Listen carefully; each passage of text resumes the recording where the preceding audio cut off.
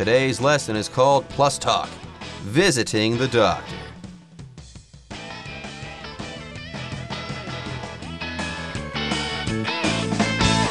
Hello, everyone. My name is Jeff. I'm Roger. Today we're talking about visiting the doctor. If you're traveling overseas or if you're studying abroad, you might get sick from time to time and you might need to go see a doctor. So in today's lesson, we're talking about what you need to say if you're going to visit the doctor for whatever problem you have. It could be a headache, some unexplained pain in your stomach or something like that, maybe a broken leg, or whatever. So yes, indeed, of course, if you want to go see the doctor, you need to know what to say. And first of all, of course, what you need to do is make an appointment. Yeah, usually you can't just walk into a clinic or into a hospital and say, hey, I need to see a doctor, okay? You could probably do that in the ER, in the emergency room, if you were covered in blood or if you had a broken bone or something. If you had an emergency situation like that, you could walk into an ER or something like that and say, hey, help me, I need to see a doctor. But for the most part, if you do go to a clinic or to a doctor's office, you can't just walk in and say, hey, doc, come and take a look at me right away.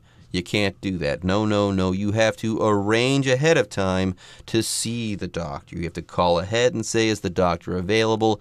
If so, can I come in? Okay, that's what making an appointment is all about. And yes, during Act 1 of this month's Plus Talk dialogue, Brian is going to be trying to make an appointment. That's what he is going to be doing. He's going to be making an appointment. Anyways, folks, let's go ahead and get started on this month's Plus Talk lesson. We'll do so right after a short break. Visiting the doctor. 1. Making an appointment. Brian phones his local clinic to make a doctor's appointment. Good afternoon, Friedman Clinic. Hello, I'd like to make a doctor's appointment for tomorrow if possible. Have you been to our clinic before? No, this will be my first time. Could I please have your name and phone number? My name's Brian Henderson, and my phone number is 778-905-5043. Okay, and may I ask the reason for this appointment? Sure, I've been having really bad headaches recently. All right, I can schedule you to see Dr. Reed tomorrow at 1:30 p.m. Will that work for you? That's perfect, thank you.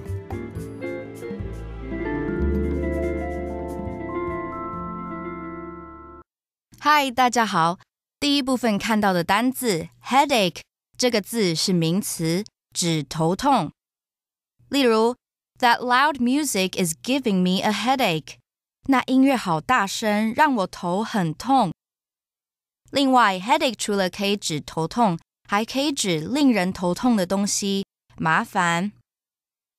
我们可以说 Finding a way to make her baby take medicine without spitting it out is a major headache to Linda.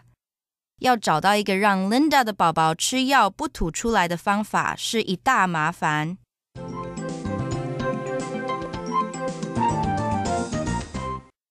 Okay, as promised, everybody, it's Act 1, and we are making an appointment, or at least Brian is. Brian's got a bit of a headache here, so he's calling a clinic to make an appointment to see a doctor. So in Act 1, it's making an appointment, and Brian phones his local clinic, or he calls his local clinic to make an appointment. Of course, you probably could make an appointment online or something like that, but making a phone call is the most direct way you can talk to somebody, and they'll write your name down, and you'll be good to go for your appointment. I did want to mention, though, when you go see a dentist or a doctor, that is an appointment. If you're going to get together with somebody to discuss business, then that is a meeting. If you're going to get together with a boy or a girl, go see a movie or have dinner or something, that is a date. But here we're making an appointment, so that means we're going to see the doctor. There you go. And let's say you're going to a restaurant. You're going to make a reservation. That would be a similar word as well. And let's say you're going to take a vacation and you want to stay at a hotel. You might just make a booking at that hotel. But here we're making a doctor's appointment. Like Roger said before, the best way to do this is to call that doctor on the phone. Now, you probably won't get a hold of the doctor themselves, okay? You'll call, and a receptionist might just answer. And yes, today we do have a receptionist character in our dialogue. The receptionist is going to be talking to Brian on the phone. Yes, Brian phones his local clinic to make a doctor's appointment, and the receptionist picks up. She says, "Good afternoon, Friedman Clinic." That's the name of this particular clinic. We don't know why it's called that, because the doctors are Dr. Reed and Dr. Brown. Maybe it was named after someone by the name of Friedman, but in any case here, Brian is very polite on the phone. He says, "Hello, I'd like to make a doctor's appointment for tomorrow, if possible." Okay, so he's being very polite here. He could be rude and say, "I want to make a doctor's appointment," but he's polite. "I'd like to make a doctor's appointment for tomorrow, if it is possible." Do you have any openings tomorrow? There you go, and I like how he ends his sentence by saying, "if possible." That's also quite polite. You wouldn't say, "Yeah, give me an appointment with the doctor, okay?"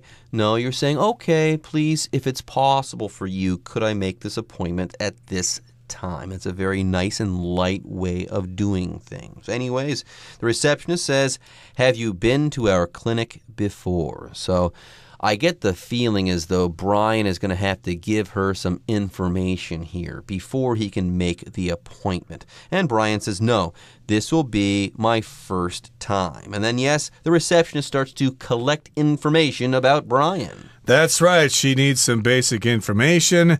It's his first time, so the receptionist asks him, "Could I please have your name and phone number?" That's some basic information. Give me your name and also your phone number, your home number, maybe your mobile phone number as well. And Brian gives her his name. He says, "My name's Brian Henderson, and my phone number is 778-905-5043. Okay, so that's some basic information. The receptionist has probably written that down or entered that information into the computer, and then the receptionist has another question, okay?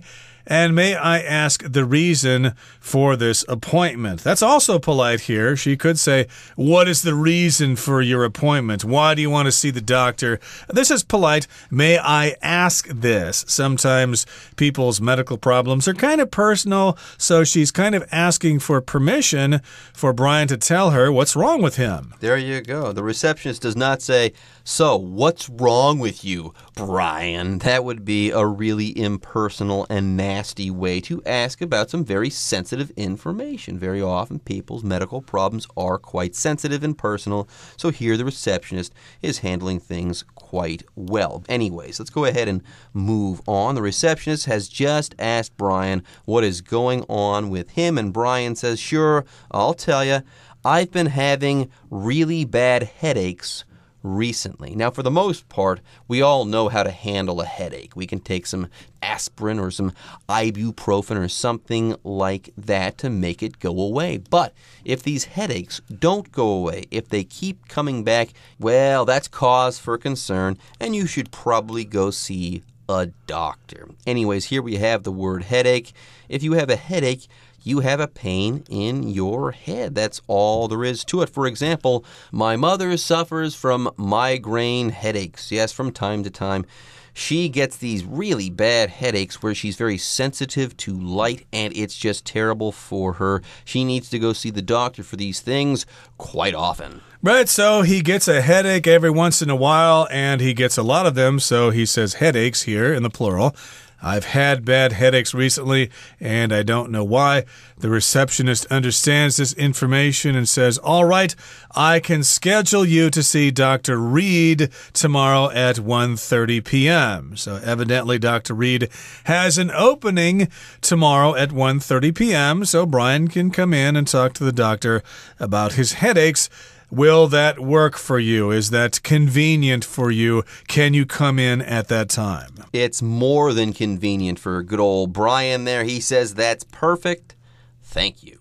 All right, folks, with that, it is time for us to take a short break, but don't go away. When we come back, we'll have Act 2 of this month's Plus Talk dialogue. It's called Visiting a GP. 2. Visiting a GP. Brian goes to his appointment with Dr. Reed, a GP. What brings you here today? I've been having severe headaches a few times a week for about a month now. I've tried over-the-counter painkillers, but they don't help much. Can you describe these headaches?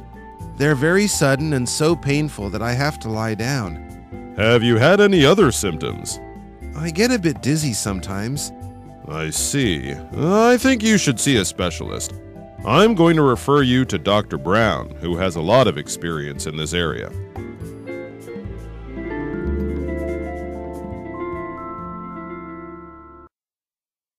第二部分，我们看到一个形容词 severe， 指剧烈的、严重的，像是 Climate change has been blamed for several recent severe storms.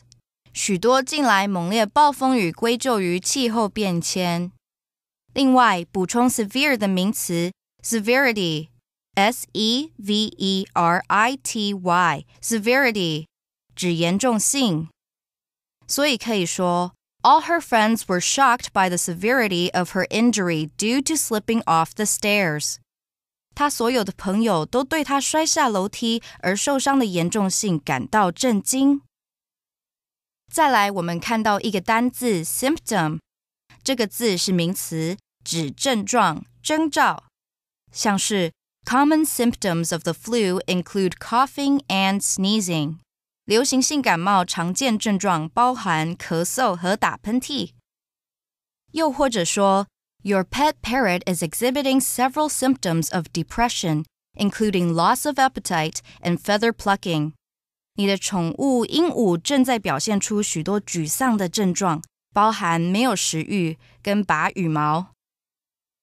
接着我们看到名词 specialist， 指专科医师、专家。例如 The zoo hired a specialist in animal behavior to help monitor the animals. 动物园聘雇一位动物行为的专家来帮忙监察这些动物。另外 specialist 除了可以当名词，还可以当作形容词，指专业的。我们可以说 Natalie uses specialist equipment when baking her award-winning cupcakes. Natalie 烘焙她得奖的杯子蛋糕时是使用专门设备。最后，我们看到单字 refer， 这个字是动词，课文中指把某人转诊。举例来说 Since the local hospital has insufficient equipment to treat the patient, they decided to refer him to one which has full medical appliances. 由于当地医院没有足够的资源治疗这位病患，他们决定将他转诊到一间有完整医疗设备的医院。而 refer 除了上面的意思外，还可以用来指某人求助于。所以可以说 Bob refers to the dictionary when trying to spell a difficult word. Bob 想拼困难的字时会参考字典。另外，补充一个 refer 的片语，常常用 refer to A as B 来表示把 A 称作 B， 所以我们可以说 Shelley refers to Germany as her home, even though she was born in the United States. 尽管 Shelley 在美国出生，她却称德国是她的家。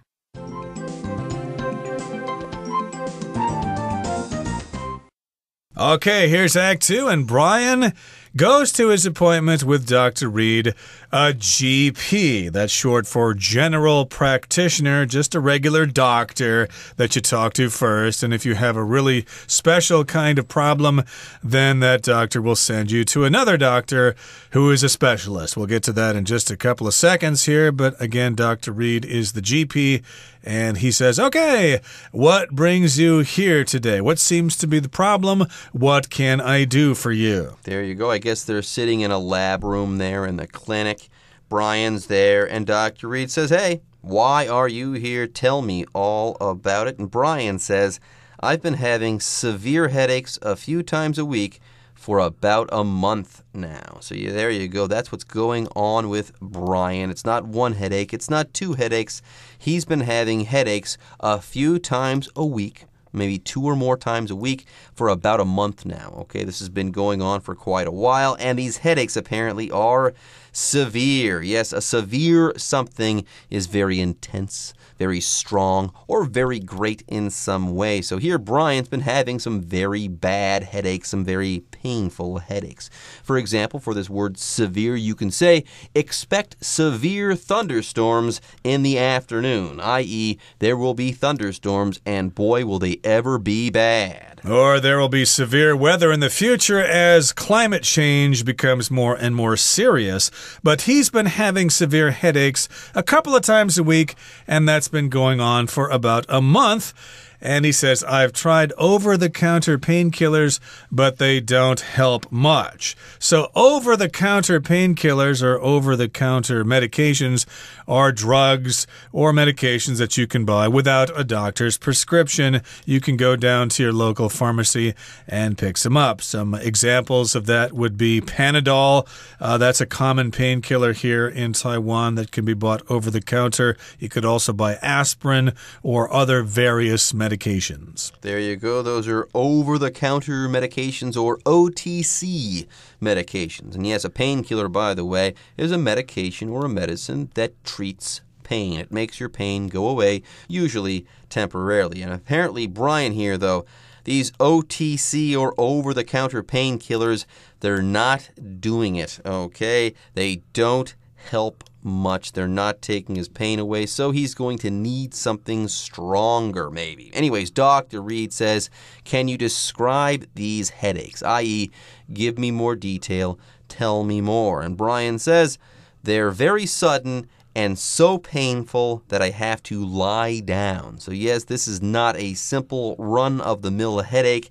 They're very sudden, i.e., these headaches, they strike quickly, and they're extremely painful, so painful that Brian can't function. He has to lie down when he gets one of these headaches. That's what happens. So he's describing his symptoms to Dr. Reed. Dr. Reed's got another question here. Have you had any other symptoms? So here, symptom is being used in the plural, symptoms. Those are just signs or indications that you might have that represent a certain kind of disease. Symptoms of a cold would be a runny nose, coughing, maybe a fever or something like that. Those are symptoms of the common cold, but these symptoms sound a little bit more serious. Gee, I hope he doesn't have a brain tumor or something like that, but it sounds to me that he's just getting migraines here. But, we need the doctor to make that decision. There you go. He could be having migraine headaches or maybe, cluster headaches, which are extremely bad. Yes, sometimes people who have these things called cluster headaches, yes, they can't function at all. The pain in their head is just that strong and that bad. Anyways, yes, Dr. Reed asks, have you had any other symptoms, i.e., tell me even more. If you give me pieces of the puzzle, maybe I can put those pieces together and give you a diagnosis. So Dr. Reed is asking for more information in the form of symptoms. Tell me more about your symptoms. And like Roger said before, a symptom is something abnormal health-wise that tells you that you have a disease. So if you wake up in the morning and you can't breathe because your nose is stuffed up and you might have a headache or a fever, you might just have a cold. Those would be the weird things that happen to your body when you have a cold that tell you that you are sick. That's what symptoms are all about. Now, Brian does provide another symptom next. He says, I get a bit dizzy sometimes. Dizzy, right, which means you can't really balance yourself very well. You feel like passing out or something like that, or falling down. And Dr. Reed said, I see. I think you should see a specialist. So Dr. Reed has heard Brian describe his symptoms, and Dr. Reed is coming to a conclusion here. He thinks that he should go see a specialist, which is a person who specializes in a certain branch of medicine. It could be somebody who specializes in children's diseases or women's diseases, or someone who specializes in cancer or things like that. This specialist might have something to do with headaches. And Dr. Reed, of course, is a GP. He basically just refers people to see specialists, and hopefully Brian will have some better luck with a specialist. For example, you could say Dr. Miller is a specialist. To be specific, he is a cardiologist. So yes, this doctor is a doctor. He's highly educated, let's say. But after becoming a simple doctor, he went on and he studied even more and focused on something, okay? Focused on something specific, like the heart. So he became a special heart doctor, a cardiologist, and that's what specialists do. They get even more medical training so that they can focus on something very specific. They can specialize in that thing. So here, Dr. Reed is a regular doctor who does not have a specialty. He's a general doctor. He thinks, based on what Brian is saying, that Brian needs to go see a doctor who has focused on things that could be helpful to Brian. This doctor might be a neurologist, let's say, who focuses on the brain and stuff like that. So Dr. Reed says, yes, I think you should see a specialist. And then Dr. Reed also says, I'm going to refer you to Dr. Brown, who has a lot of experience in this area, i.e. he focuses on headaches like yours or diseases of the head like yours there, Brian. By the way, here, this doctor, Dr. Reed, says, I'm going to refer you to Dr. Brown. Yes, here, to refer someone to someone else is to send a patient. Here, Brian is a patient now. It's to send a patient to see another doctor, usually a specialist. Okay, that brings us to the end of our explanation. It's time now to listen to our Chinese teacher.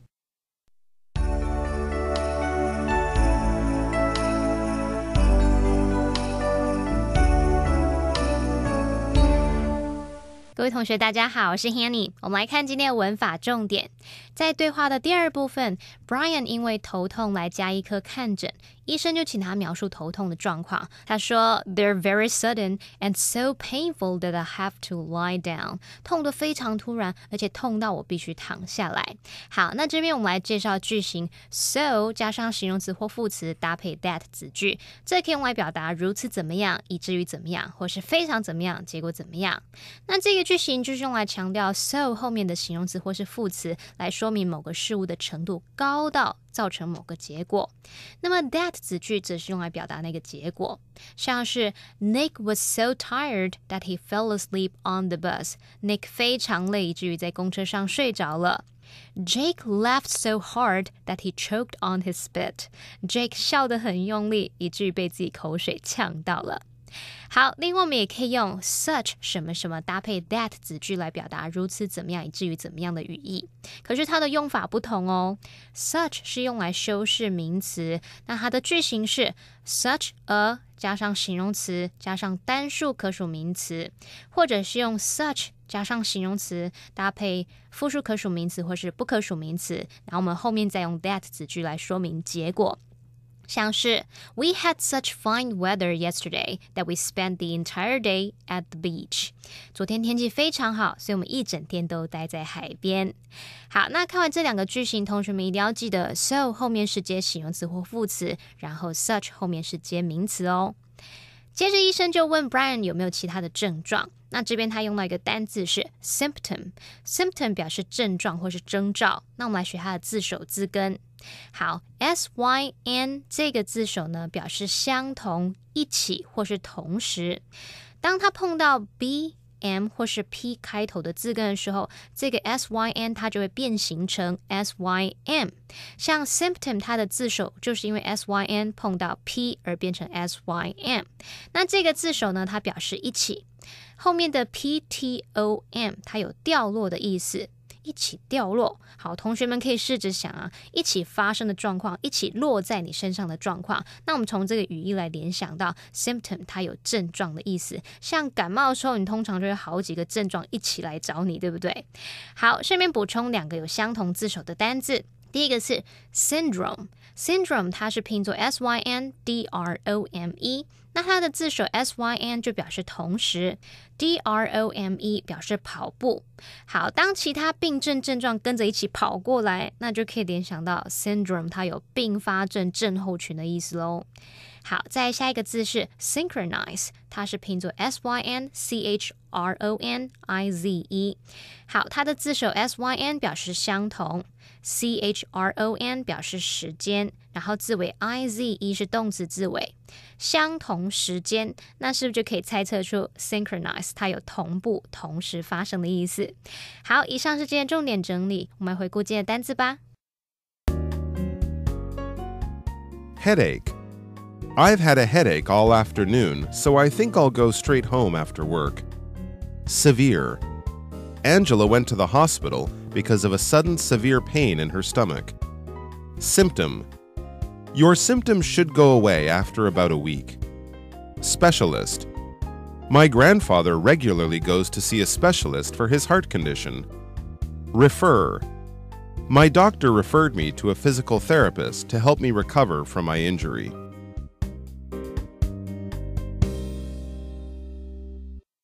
Okay, everyone.